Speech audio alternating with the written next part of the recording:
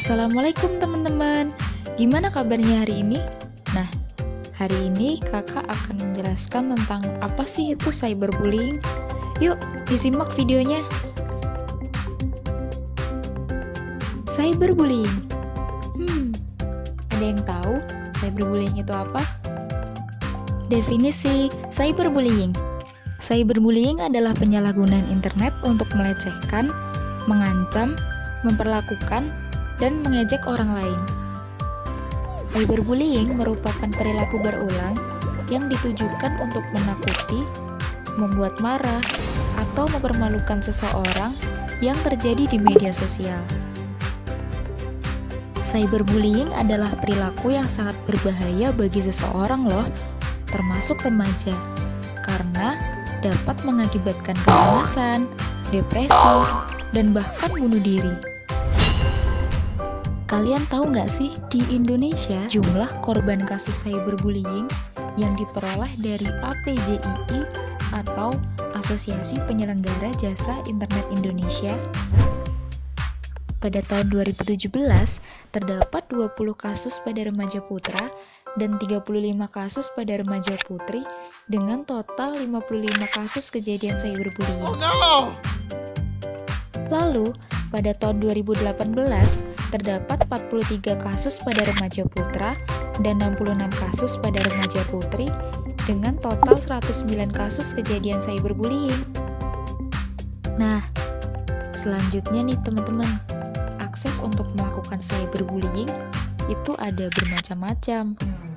Kayak contohnya melalui text message, email, online chat, video games, sosial media seperti Facebook, Instagram, Twitter, dan masih banyak lainnya. Terus, ada beberapa faktor nih yang mempengaruhi seseorang kenapa sih melakukan cyberbullying. Yang pertama, pelaku pernah mengalami kekerasan oleh keluarga atau orang lain. Yang kedua, pembentukan karakter yang kurang baik sesuai usia. Terakhir, balas dendam atau kecemburuan sosial. Perilaku cyberbullying bisa berdampak loh terhadap psikologi seseorang. Anak cenderung menarik diri dari lingkungan sosial, baik itu di lingkungan keluarga maupun di lingkungan sekitarnya. Anak menjadi enggan untuk kembali sekolah atau mengikuti kegiatan sosial lainnya. Selain itu, emosi anak cenderung lebih banyak murung dan bersedih. Hal tersebut juga berdampak pada prestasi belajar anak. Prestasi belajar anak cenderung semakin menurun. Anak menjadi kurang tidur dan kehilangan nafsu makan. Orang tua juga berperan penting terhadap cyberbullying di sekolah. Orang tua harus memberikan pengertian jika tindakan atau perilaku cyberbullying itu tidak pantas dan akan merugikan seseorang, baik pelaku maupun korban. Orang tua juga harus mengawasi anak ketika menggunakan sosial media, seperti situs apa saja yang mereka buka di internet, siapa saja teman mereka di sosial media, dan bagaimana perilaku mereka ketika menggunakan sosial media. Apakah mereka meninggalkan komentar yang positif atau malah sebaliknya? Peran sekolah terhadap cyberbullying adalah: pertama, adanya kebijakan tentang penyalahgunaan teknologi di sekolah. Kedua, mengevaluasi bagaimana staf atau guru dapat lebih efektif memantau penggunaan internet pada remaja di sekolah. Terakhir, fokus pada nilai-nilai kebaikan dan menjaga hubungan yang penuh hormat dengan orang lain. Nah, selain itu, ada beberapa tindakan yang bisa dilakukan untuk mencegah cyberbullying. Yang pertama, tanamkan sikap menghormati orang lain.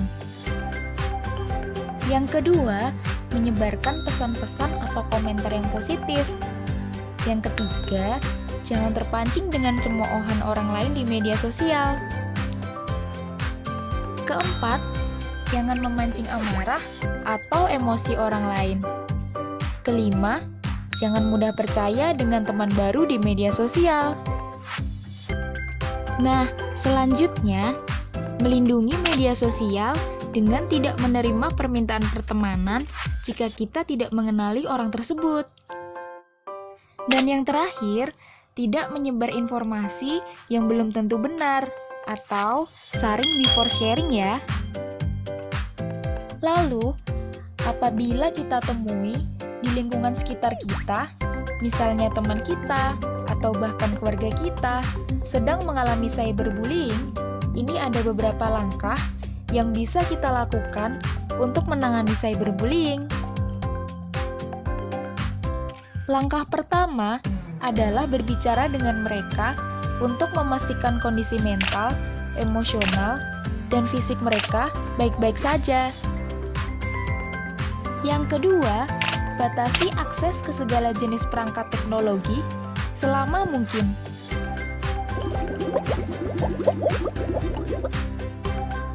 Ketiga, jadikan ini sebagai sebuah pelajaran bagi mereka yang bisa membuat mereka menjadi pribadi yang lebih kuat dan tegar dari sebelumnya. Dan yang terakhir, mereka harus mampu memiliki jaringan pertemanan yang bisa diandalkan dan ikatan sosial yang kuat.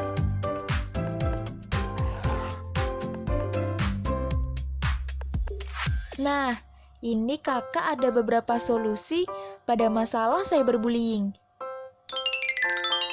Yang pertama, menggunakan perangkat teknologi atau sosial media dengan bijak. Yang kedua, bersikap terbukalah kepada orang tua jika terjadi masalah.